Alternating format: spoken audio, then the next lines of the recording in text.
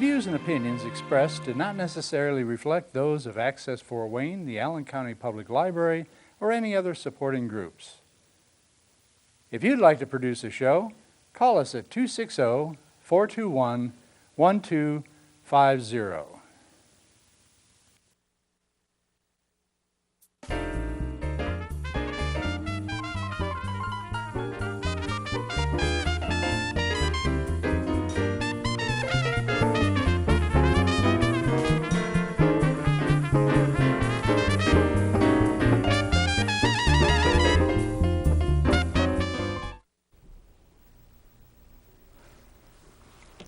Welcome to Urban Community Action News, where you can witness the positive actions taking place in our Fort Wayne community. Today, our guest will be Mr. Joe Jordan, who is the president and CEO of Fort Wayne's Boys and Girls Club. We'll be talking to Mr. Jordan as far as the activities going on at the Boys and Girls Club, as well as some of the other things that he's doing in our community as far as the positive actions taking place in our community.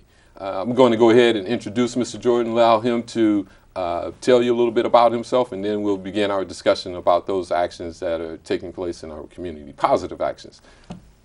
Mr. Jordan.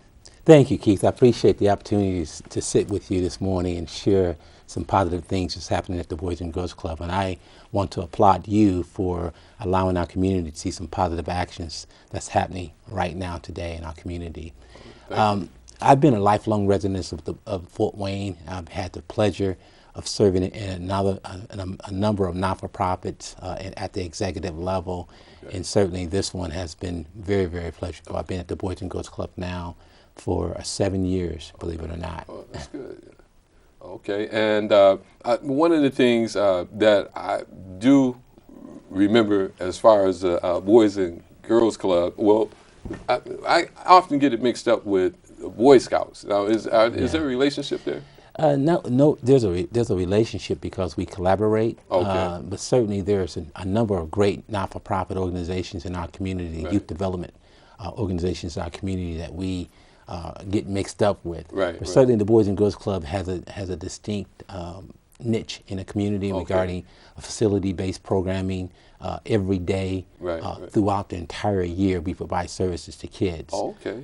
And they get a chance to come into our facilities where we can provide life-enhancing programming, Right. mentorship, and get them around positive youth development workers. Oh, okay. And so we really have a real opportunity to impact that child. Right. Now, what are the age groups with you? We are serving school-age kids, 6 to 18. Okay. So that's a wide variety of kids, and we Right. do that through programs that's age appropriate. Right. We have structure where the younger kids are in a certain part of the building, the older kids are in another part of the building. Right. So we're very conscious of that development stages. The stages of development is much different from a 6-year-old to a 10-year-old or to a 13-year-old and so on and so forth. Absolutely. So we're very conscious of that. So we make sure that those programs are structured for age appropriateness. Okay, and well, you did mention that the program is year-round, and I'm just wondering about those hours. Now, how does that, as far as school, is there?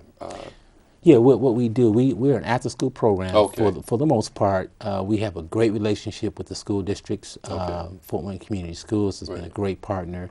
Also, East Allen County Schools now has been a Okay. great partner. What we do, we're a drop-off site for those school systems, so the children didn't have to worry about transportation to the facility. Wow. The parents have to pick them up, but to the facility, the school Right, buses will drop them off to the Boys and Girls Club sites. Okay, and I was just thinking, we say boys and girls, so they're boys and girls, and I can remember when I was growing up, we had a boys club, and the boys club pretty much, it had some of the same activities. I mean, after school, and most of the things we did was play basketball, or, lift Sure. weights and things of that nature. So what are some of the things you guys are doing, and how is that different? Well, I'm glad for the wisdom of the Boys and Girls Club National to include girls. Right. Back in the early '90s, they've got smart and included Okay. girls, and so we became the Boys and Girls Clubs Right. of Fort Wayne at that time.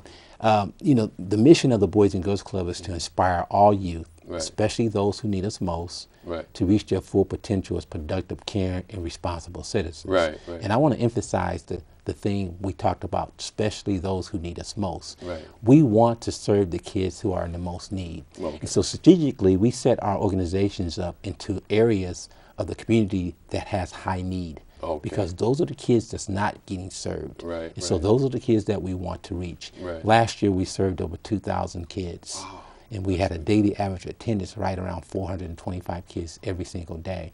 And we were blessed with a number of significant partnerships. We can't do this by ourselves. We are truly a community organization, and we invite any and everybody to come in if they can enhance our opportunity to impact our kids. Just let me name a few of them, if you would. We just entered a relationship with Fellowship Missionary Church that allowed us to open up a Boys and Girls Club site on the southeast side of Fort Wayne.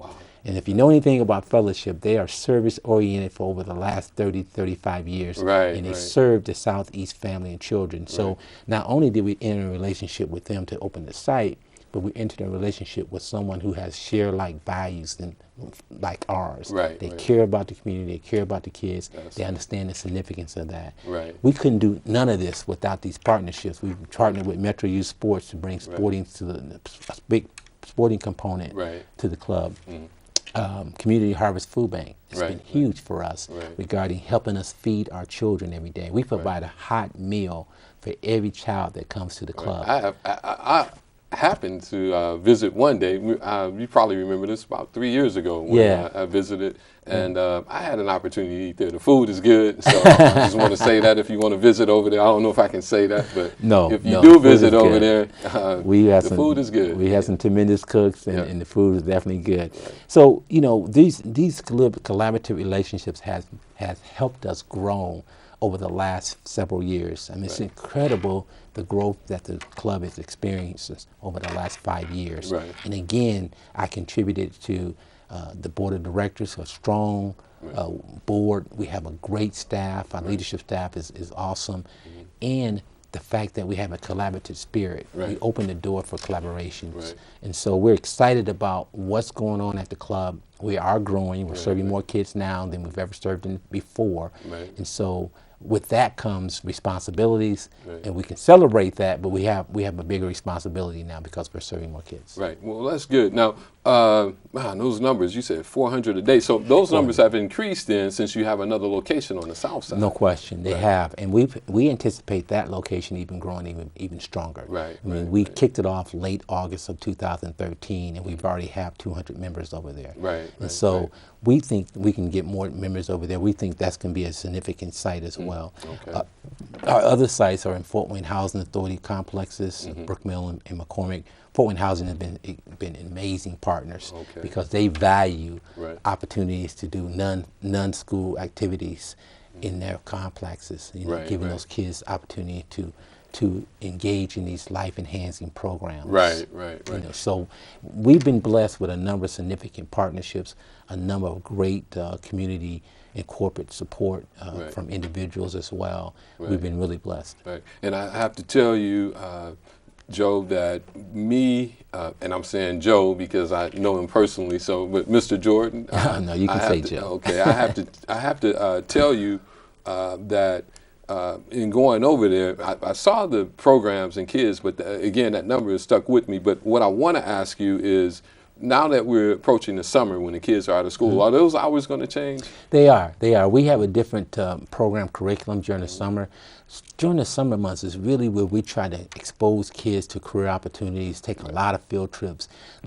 Unfortunately, a lot of our kids don't have an opportunity to see things and dream. It's hard to dream about something if you can't see it. So we do a lot of field trips to make sure these kids are exposed to things, you know, career opportunities. We're really emphasizing STEMs this summer. We want to build a strong STEM curriculum within our club. We want to be a culture of STEM because at the end of the day, if we're really preparing our kids for the future, and if we're not strong in STEMs, then we're doing our kids a disjustice.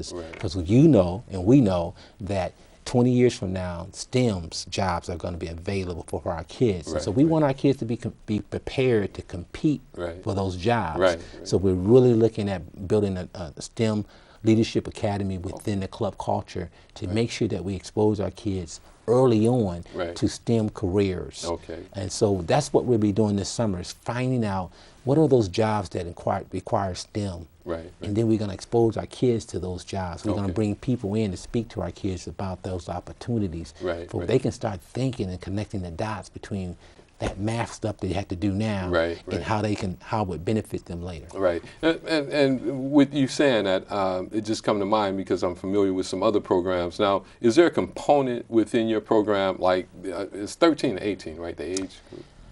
Actually, it's 6 to 18. 6 to 18. Yeah. Oh, sorry. Okay. Well, and I want to focus on the 18-year-olds because that's around the time when you should be graduating. Now, are there any?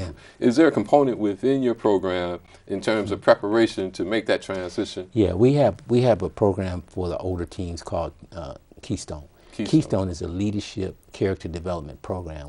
When we start talking to kids about career growth, now we're going to do that early on in the STEM field, but specific areas of growth, career, we have a program called Career Launch. We bring guest speakers in, Be Great for Business speakers coming in talking about, what did it take for them to make it, helping them understand entrepreneurship. And so we have a strong emphasis on career. Now, one of the things that I just recently started doing was meetings with some organized labor groups, talking about apprenticeship, because everybody's not going to go to college. So we still have to create a pathway for those kids who are not going to college. And so what we've been doing was we've been meeting collectively and talking about how do we get our kids involved in apprenticeships, where they can have a marketable tool where they can compete in the marketplace, because everybody's not going to go to college. And as a result of that, some of our kids don't go to college. They're not prepared. They can't compete because they don't have the tools and the skill set they need to compete. And so what happens with those kids? We both know what happens to those kids. Okay, particularly our males. We know what's going to happen with those kids if they're not prepared, because eventually they're going to do things that's not enhancing to our community. So we have to make sure that we create gateways and pathways for our kids to build capacity with themselves to be able to compete in the marketplace. Absolutely, and that goes without saying. When you think of the counterproductivity of our kids today, like you said, it's not something that we have to guess what went wrong. It's something that we can just look at the preparation. And that's why programs such as yours, and like I said, some of the other programs I've spoken with are so vital. And especially, and I'm glad you mentioned that with the STEMS program, that you start even before you get to where that decision is being made. It's almost too late if you start at high school and all middle school. You have to start kids younger, because the significance of it, we all know the third grade reading levels. If you don't read by third grade, you're in trouble. And see, we all who's providing services to youth, we all have to be responsible for that. And we all have to make sure that we're doing all we can to make sure that we are helping these kids get at grade level by the third grade.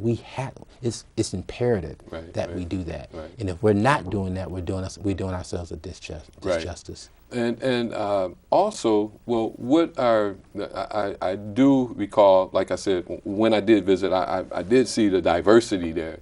I mean, it's great diversity, but what is the criteria for the kids? I know you said that you're reaching out to those who are in need, but what do they have to be prepared to do in terms of being successful? That's what's so great about our program. We don't allow monetary fees to get in the way of providing service for our kids. A kid can come to our program and pay $15 and they can come every single day of the year. Wow, that's great. Everything, and we don't turn down anyone.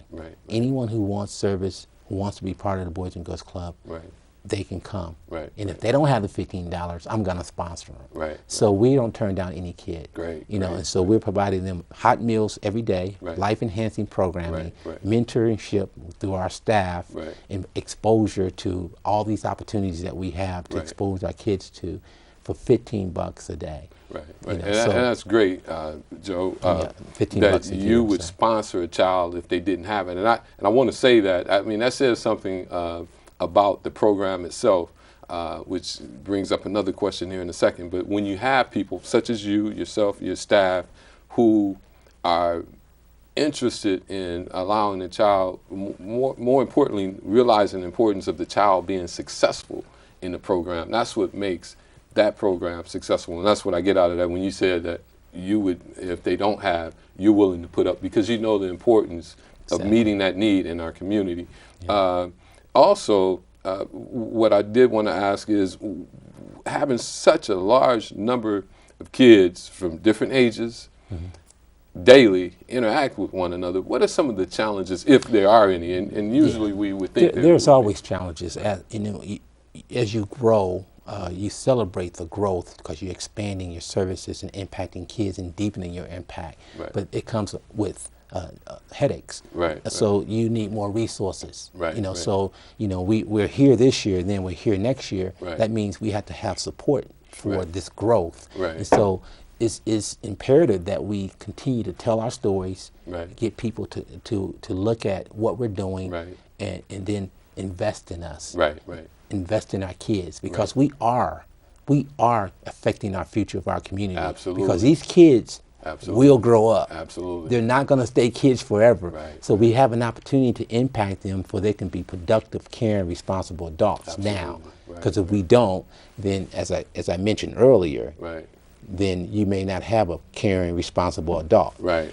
So we need to tell our story. We need to, and that's why I appreciate being on here, to help people understand our impact. And then hopefully they'll see the value in that, and they'll invest in what we're trying to do on behalf of our community. Absolutely. Yeah, and I think of some of the other challenges, just you guys being there as a staff. I know I had the opportunity to go into a community center out on the East Coast and do it was a mentoring program for peer pressure. Yes. And one of the challenges that we found, that the interaction of the kids really challenged the program itself, because well, let me just say what it was. They're fighting. There's issues that they may have brought from home, such as a lack of certain disciplines that they require. But let me just say this to you. I believe kids will rise to the expectations you set. I don't care what environment they come from. Your environment should predict what that kid do. So the Boys and Girls Club is structured. They understand when they walk in the door the rules, the boundaries. They understand the expectations. It's not perfect. I'm not sitting here saying it's perfect. And we've got challenges in that area. Those are a number of kids. We're still trying to get resources to hire more staff, that kind of thing. But certainly, they understand the culture in which you set. And so I believe every kid would rise to the expectation that's given them. And I really believe that. And we sometimes give them a pass and say, oh, they're just bad kids. They come, their homes are not structured. No. I don't believe that. I believe kids will conduct themselves as the environment predicts. And that's a good point. I think right before the show we were talking, and I mentioned to you about focus. And that focus has to be almost like a two-way mirror. Those who are responsible for implementing the program, such as the staff members, have to be just as focused as we want to demand the children in terms of doing those things to produce that behavior. Beautiful. Well said. Well said. And the biggest asset of the Boys and Girls Clubs of Fort Wayne is that staff. The staff that's touching the kids every single day. They're the biggest asset of the Boys and Girls Club of Fort Wayne. I get a chance to come on shows like this and run my mouth. But the biggest asset is the staff that works with the kids every single day. And that's why it's critical to get the right people on your team. And I'm glad to know also that we'll have an opportunity to meet some of the staff. And next, we're going to be going on site at your location. Awesome. So we'll allow our audience, our viewing audience, to see some of these activities taking place and meet some of the kids as well as the staff. And so I look forward to that. Thank you. The program, the Boys and Girls program, like I said, when I was younger, we played ball. I mean, that was, you go to the boys club, we couldn't wait to get there. You go to play ball. And then, matter of fact, they had the sandwiches. You Yeah. get to eat there. I think we even had swimming. So what are some of the Well, activities that you have? one of the things that irks me most is when I hear people think the Boys and Girls Club is just a gymnasium that Right. people play ball in. We Right. do play ball, Right, and, right. I love that. Right, I love athletics. With childhood obesity issues, Right. I love getting our kids and moving. So that is one of our priority areas. But there's 5 core areas that we provide Okay. programming in. First one is education. Okay. Everything we do has a high yield learning opportunity. Okay. And we have Pacific Education Program. We just received a 21st Century Learning Community Grant from the state of Indiana last year. Okay. And we have impacted kids academically as it relates to where they are in the schools. That's huge for us. Right. We have Power Hour. That's the only mandated program for our kids Right. in our community, in our organization. They have to go to Power Hour. The other area is leadership and character. Okay. That's huge. Healthy lifestyles, the arts, and again, sports and recreation. All those 5 core areas, everything we do is surrounding those 5 core areas. Okay, great, great. And let's see, wow. Now, excuse me, as far as the Boys and Girls Club, I know you've been there 7 years, and which is great, by the way. Thank you. Congratulations. Thank you. I'm honored. I'm honored to be there. Right. I'm honored to be associated with such an amazing organization and a Right. tremendous national movement. Right. I'm really honored. Well, let me ask you this, that comes up. What were you doing? I know you said you worked from the executive position. What were you doing before Prior that? to coming to the Boys and Girls Club, I worked at this magnificent organization called the East Wayne Street Center. Oh, okay. East Wayne Street Center is an organization that's educational based for an entire holistic family approach. Right. Had a Head Start, Right. family literacy, Okay. adult ed. It's a Right. tremendous organization, and just a gentleman over there that's running it now, Mr. Horn, is doing a fantastic Okay. job. Right. But I think East Wayne Street Center is one of the best kept secrets Okay. in the community. But I ran that organization for a number, actually 13 years prior to coming over to the Boys and Girls Club. Right. Now, do you guys do any collaborations as far as programs for the kids, East Wayne Center? Or Yeah, we haven't done any of that because their age groups are different. So you got Okay. preschool, Oh, okay. and then they have adults. Right. We have school-age kids. Right, You know, right. but certainly we always are in conversation about what is it that we can do to enhance each other. Right, right. And again, we have a multiple partners in our that we do things with. Right. Science Central. I mean, the educational things that we need for our kids. We're not teachers. We're youth developers. Right. And so if we need educational services, we go get it. Right. We have a relationship with the school system, East Allen. We have a relationship with Fort Wayne Community Schools. Right. So whatever the kid needs, if it's out in the community, it's our job to bring it in Right, to right. help enhance our kids and, Right. increase their possibilities. Absolutely. Okay. Okay, and wow, I definitely look forward to getting over there. And another thing is, when I do have an opportunity to come over, I know there's several other programs. That's why I asked, was there collaboration? So you are, and I'm gonna say this on camera, you are open to collaborations. Oh, no question. Right. And that's- Anything that's going to enhance Right. the mission of the organization and Right. enhance the partner's mission, Right. that's what we're about. Right, and that's so important because oftentimes, and I'm really glad to have an opportunity because I've learned some things here today, and I've actually been over there. Sure. But to have an opportunity for you to offer to the community what's happening at the Boys and Girls Club in Fort Wayne, and there's some great things. I tell you, anytime you talk about education and walking through that process with kids, that's definitely what we need, and that counters that counterproductivity, those activities that our kids are just hanging out, nowhere to go. So I look at it as a directional program. No Go this question. way. It's a preventative program. Right. We spend a lot of money on the other side of the ledger in Right. the judicial systems. Right. We lock our kids up. We take them through the court system. But if you spend a lot of dollars over here, you don't have to spend the dollars over here. Absolutely. In the long run, you're going to save dollars. This is an economic development opportunity. Right, right. And people need to understand that. Right, Because right. again, these kids are not going to stay kids. Right, They absolutely. will grow up. Right, And right. so are they going to be pillars in the community, or are they going to be takers in the community? Right, right. One or the other. And so Absolutely. we have That's an a good opportunity point. to impact right now Absolutely. what they're going to be. Right, You know, right. I'm I'm a product of community organizations. Right, right. I remember the fire station, you know, they used to call it the fire station, but it was nothing but a community, it was nothing but a Boys and Girls Club. Right. I got mentoring there. Right. You know, I'm blessed to have an awesome family of 9 siblings that kept me in line, and awesome mom and dad. But certainly this organization is about the community. Right. We're about community. Right. And if anybody in the community that wants to help enhance what we're trying to do, that has programs, ideals, Right. that want to come in and volunteer, Right, they want to see what we do, I welcome them in. Right, And, right. and we always need that. We need donors. We need Right. people that's going to put dollars behind us to help us continue to do what we do. We're going to put your information up.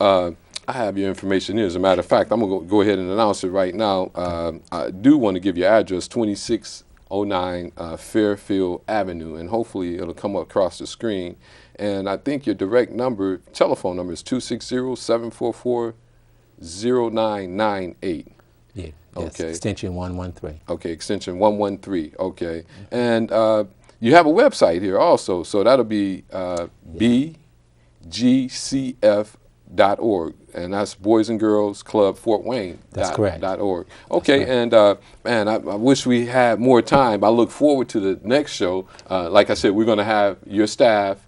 Along with we'll interview the children on site and the programs. Actually, we'll be right there seeing some of these things that we discussed take place. Awesome. Man, like I said, I wish we had more time, but it's been great. We're going to close here. And is there anything you want to say? No, I just simply want to say thank you for the opportunity and the work you're doing to spread the positive news to our community is awesome. Right. And remember, the Boys and Girls Club is a community organization. Right. It belongs to the community. We're here in behalf of the community. So please, if anybody out there that would like to come in and view what we do, see what we do, analyze what we do, volunteer, come in and help, we welcome that. All right. Well, thank you, Mr. Jordan. And this is going to be conclude our show. You can look forward to seeing the Fort Wayne Boys and Girls Club on site on part 2 of this show. And I'd like to thank Mr. Jordan thank you for having joining us today. And we will see you later. Urban Community Action News. Thank you. All right. Thank you.